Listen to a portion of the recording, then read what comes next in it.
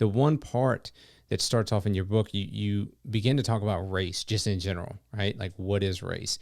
And a quote from your book, you said this: "We must first look at what race is not before we can understand what race is."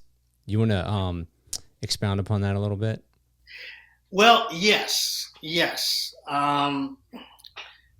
When we think about race, we think about sometimes a lot of the stereotypes that people have placed on people with different, physical characteristics. The point I'd make is that race a is not a biological concept. Like race is not biological.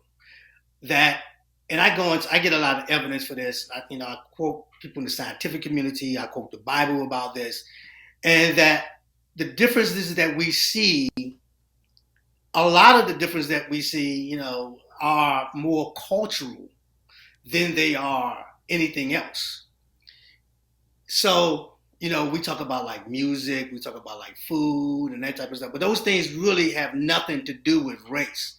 Those things have completely to do with culture. If you took a black child and raised them up in an affluent Beverly Hills neighborhood, for those of you who may have, familiar with this, you ever heard of the Fresh Prince of Bel Air? So think Carlton. Very nice. But if you're raised in a certain environment, that is what your culture is. Just like, a lot of hoods have this one white guy who was raised in the hood who culturally looks like everybody else in the hood. Will gravitate to the same kind of music, same kind of food, use the same kind of language. Well, because it has nothing to do with the color of his skin. It's because that's cultural.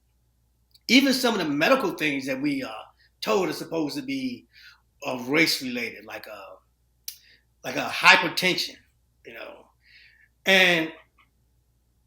and those just simply aren't true. And I go through this in my book a lot. Like, for instance, the place with the highest hypertension is actually Germany.